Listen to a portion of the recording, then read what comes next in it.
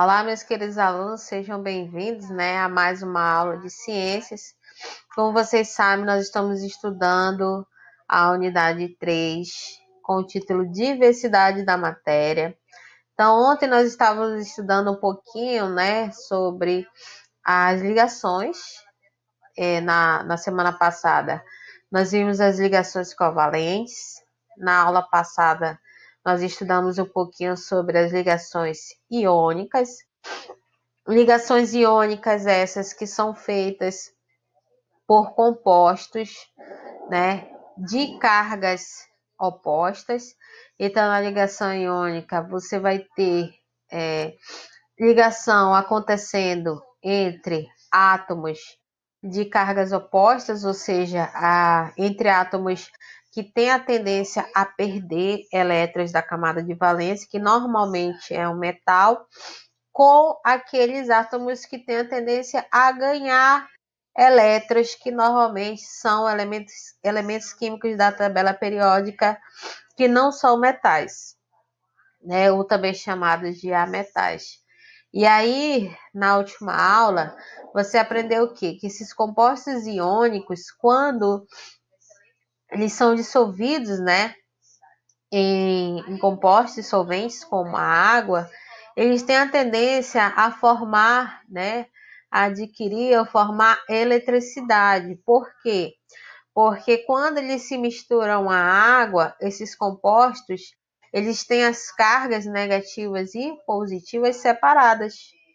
E aí, automaticamente, há essa produção, de eletricidade, da corrente elétrica. E aí, para quem não lembra, a corrente elétrica, ela nada mais é, que um grupo ordenado de elétrons que se movimentam, tá? Então, a gente viu também, na nossa última aula, nós falamos um pouquinho, da dissociação iônica. O que é essa dissociação iônica, professora? É a separação dos íons de uma substância iônica, Ou seja, você tem lá um composto iônico, o NaCl, E aí, quando você mistura esse cloreto de sódio, o NaCl, em água, o que vai acontecer? Vai acontecer a separação dessas cargas, positiva e negativa. E aí, automaticamente, o que vai acontecer? Vai acontecer a produção de eletricidade, Por quê? Porque essas cargas, elas vão se separar automaticamente. Os elétrons, eles vão estar livres e aí vão produzir a eletricidade. Isso, falando sobre a dissociação iônica, ou seja, a dissociação iônica é essa separação de íons, que acontece apenas em substâncias que formam essa ligação iônica. A gente viu também que existem, algumas substâncias que elas não são compostos iônicos, como o açúcar, O açúcar, quando misturado à água, ele não vai produzir essa eletricidade, porque o açúcar é um composto que compartilha elétrons, ou seja, que faz ligação covalente.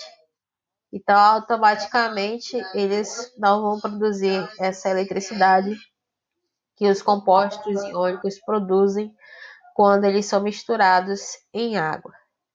Bom, meus queridos, hoje nós vamos falar então sobre outro tipo de ligação que os átomos realizam, uns com os outros, que é a ligação metálica. Nas últimas aulas, nós vimos a ligação covalente, que é aquela ligação em que os átomos eles tendem a tendência a compartilhar elétrons da camada de valência para adquirir a estabilidade. Na aula passada, nós vimos a ligação iônica, ligação iônica, que é essa em que os compostos eles têm a tendência a doar e a receber elétrons para adquirir a estabilidade na camada de valência. E na nossa aula de hoje, nós vamos estar vendo, então, a partir de agora, as ligações metálicas, Esse nome, ligações metálicas, já nos dá uma ótima referência, né? Professora, ligação metálica refere, né? Se remete ao quê? A metais. Então, ligação metálica é isso. Acontece com metais, né? Entre metais. Então, se a gente observar essa imagem aqui, ó, que eu estou apontando, quando a gente olha para essa imagem, a gente vê o quê? A passagem de corrente elétrica aqui, ó, entre esses dois fios. Estão vendo aí? Então, você tem aqui metais, que são provavelmente cobre, né? Em que está conduzido o quê? A passagem de corrente elétrica está sendo passada de um para o outro. E aí, baseado nisso que nós estamos vendo aqui nessa imagem, a gente se faz os seguintes questionamentos. Que você sabe por quê, né? Que são utilizados metais nos fios para a transmissão de corrente elétrica. Você já parou para pensar nisso?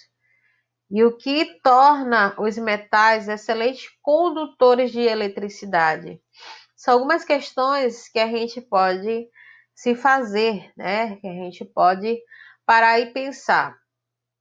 Por que que os metais, né, esses fios de metais, eles são utilizados para que eu possa conduzir a corrente elétrica, né? São duas questões que nós temos que entender, né? O porquê de se usar metais para essa condução de eletricidade. Bom, a primeira dela é que os metais, eles são excelentes condutores de eletricidade, né? Isso é fato. Isso você já aprendeu lá no 8º ano, que os metais, eles são excelentes condutores de eletricidade. E aí você pode me perguntar, mas professora, por que que eles são, né? Então, excelentes condutores. Por que que eles têm essa boa condutividade, né, de elétrons? Bom, os metais, eles têm essa boa condutividade porque eles apresentam elétrons na sua última camada, né? E por esses elétrons estarem na sua última camada, né? O que que acontece? Eles são poucos atraídos pelo núcleo do átomo, né? Então, no elemento químico, né, metal, os elétrons eles estão na última camada, então eles estão muito afastados do núcleo. E aí, automaticamente, eles são pouco atraídos para o núcleo. E aí, isso faz com que esses elétrons, eles estejam, o quê? Livremente. Então, eles ficam ali na última camada, esses elétrons, e aí eles conseguem se movimentar muito livremente dentro da estrutura metálica. Então, se você pega um cobre, né? Esse cobre, os elétrons que tem ali naquele material, eles estão ali na última camada, então eles estão se movimentando livremente ali naquela estrutura metálica. Então, assim, os átomos de um metal se encontram em posições ordenadas. E os seus elétrons, eles já vão estar o quê? Lá na camada de valência já super livres. Então, se você pega um pedaço de ferro, o ferro, ele é um metal, certo? Os átomos desse ferro, eles estão bem ordenados, estão bem arrumadinhos. Já os seus elétrons, eles vão estar lá, né, na última camada de valência super livres. Então, a gente pode dizer o quê? Que os metais, eles nada mais são que um amontoados, né, de átomos organizados e que eles produzem íons metálicos positivos mergulhados em um mar de elétrons, que é o que nós vemos aqui, ó. Então, o resultado desse movimento contínuo desses elétrons na camada de valência, nessa última camada, vai formar a chamada nuvem eletrônica. Então, a ligação metálica, ela ocorre assim, dessa forma, de metais para metais em metais. Então, você tem aqui, ó, na ligação metálica, você tem lá o material, né? Vou pegar aqui o exemplo do ferro. O ferro, você vai ter lá na sua composição átomos do ferro, olha aqui, ó. Átomos positivos, né? E aqui, ó, os elétrons dele vão estar espalhados, ó, na sua estrutura do ferro. E aí esses elétrons, eles vão estar livres. Olha só, aqui eles vão estar livres,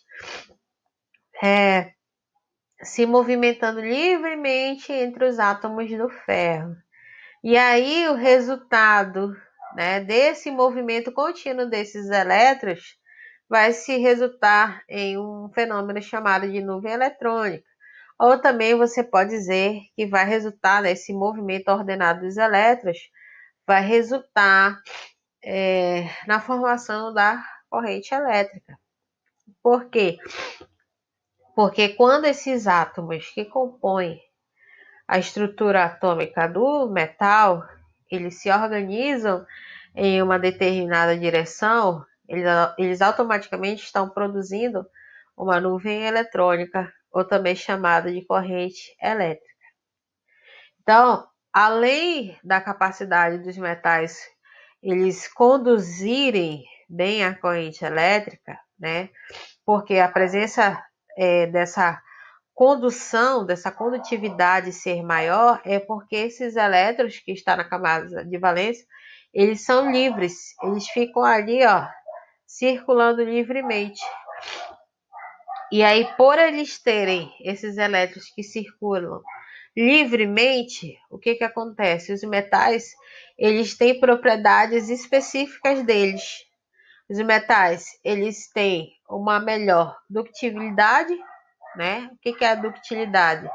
É a capacidade deles ser transformado em fio. E o fato deles possuírem esses elétrons livres também dá a eles uma boa maleabilidade. O que é essa maleabilidade, professora? A maleabilidade é a capacidade que esse material tem de ser transformado em lâminas. Então, os metais, por eles fazerem essa ligação, né, metálica, por eles terem esses elétrons livres na sua camada de valência, faz com que eles sejam excelentes condutores de eletricidade, né, porque os elétrons se movimentam com facilidade no material. Eles conseguem ter uma boa ductilidade, ou seja, eles têm a capacidade, né, de por eles terem esses elétrons livres de se transformar em fios, e a maleabilidade, que é a capacidade de se transformarem em lâminas. Então, o fio de cobre e a folha do ouro, que estão representados aqui nessa imagem à sua esquerda, eles demonstram essas propriedades dos metais, né? A ductilidade, que eles têm a capacidade de transformar em fio, e a maleabilidade, que é a capacidade de se transformar em lâminas.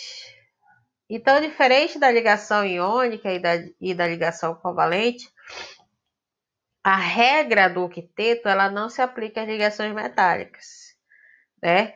Ou seja, esse tipo de ligação, os átomos eles não têm essa tendência a adquirir 8 elétrons na camada de valência, né?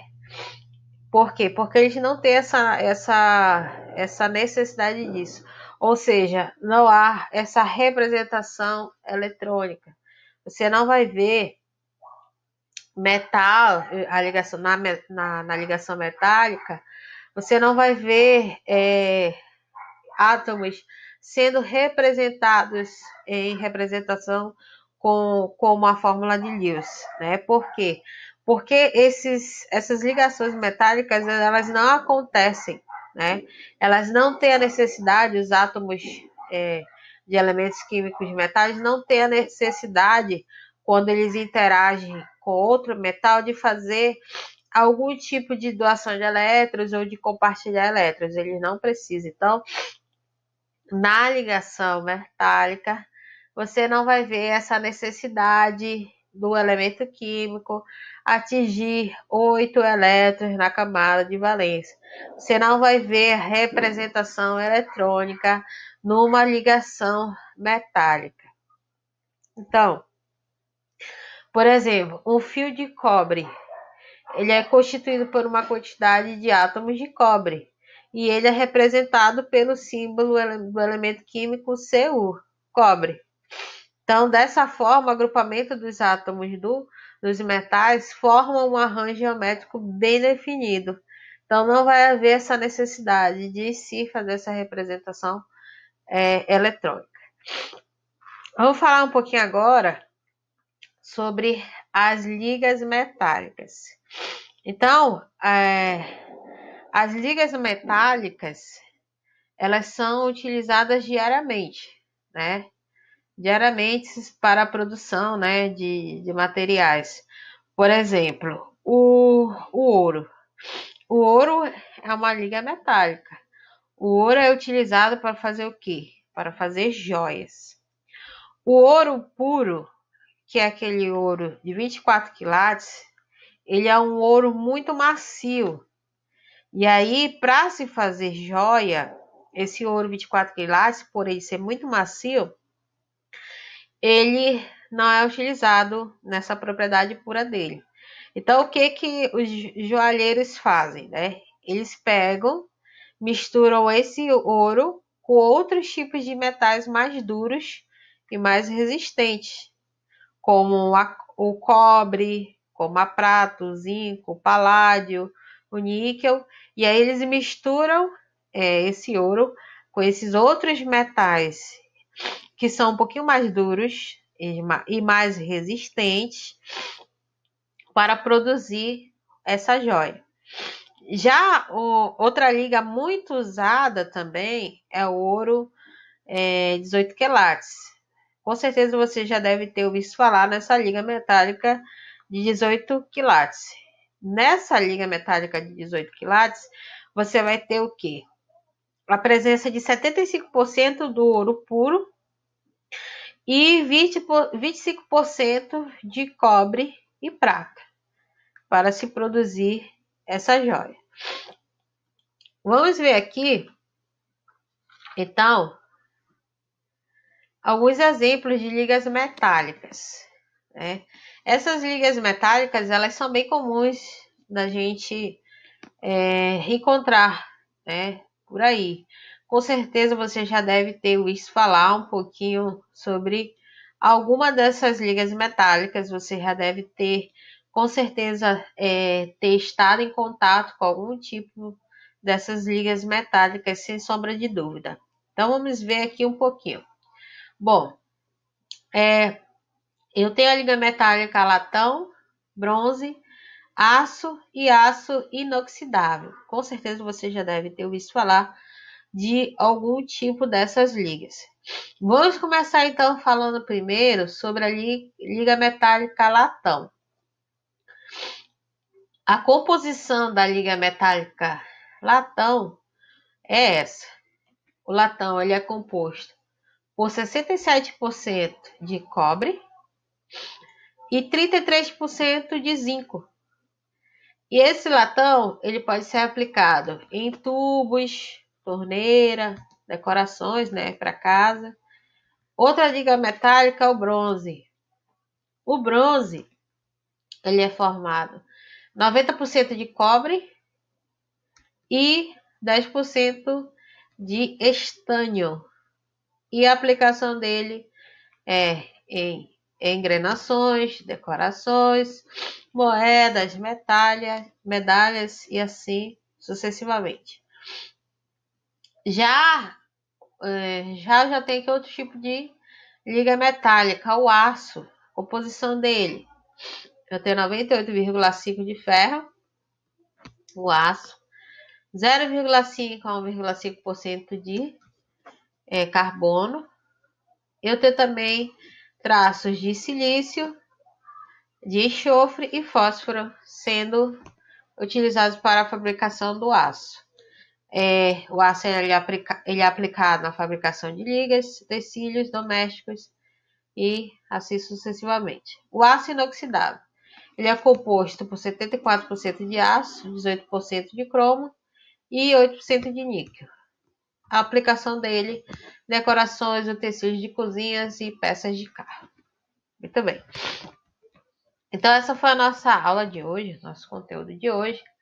Você irá fazer agora o Organize as Ideias, na página 16, que é esse Organize as Ideias que você está vendo na sua tela.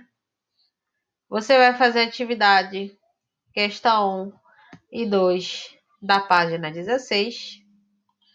Depois, você vai passar para a página 17.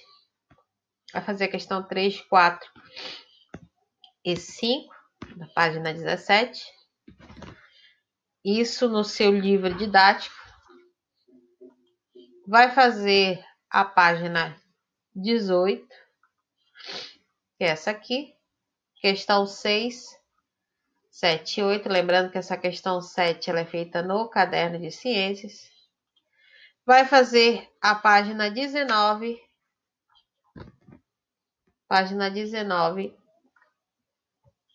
Questão 9, 10, 11, 12,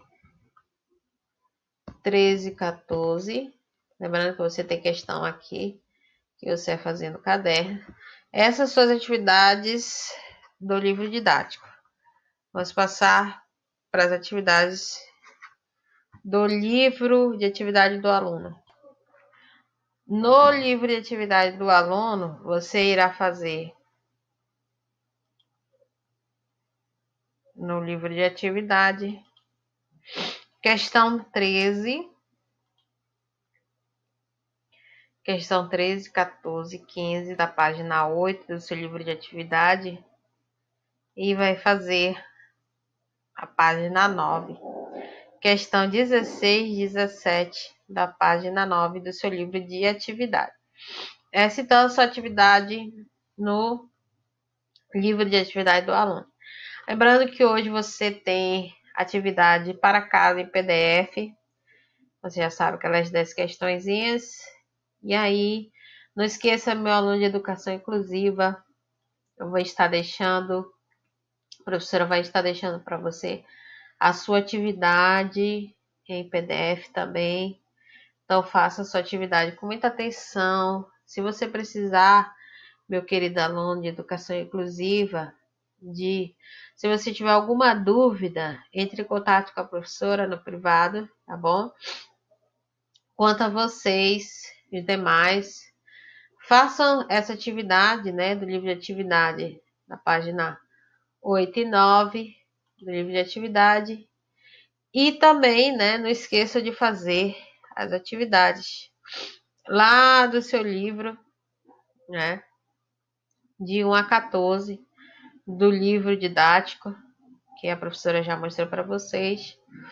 Assim que você terminar de realizar as suas atividades, eu peço que, por gentileza, você encaminhe, tá bom? As suas atividades, tire foto. Você é meu aluno online. Eu peço que você tire foto das questões, das páginas que a professora passou hoje em aula e que você encaminhe para mim no privado, tá bom? Qualquer coisa estarei aqui. Qualquer dúvida, entre em contato comigo, que eu vou estar aguardando vocês com as fotos das atividades que a professora passou hoje. A professora também, só mais uma vez, né, reforçando, vai estar deixando a atividade para casa em PDF, então você copia as questões e responde, tá bom? Então, boa tarefa para todos.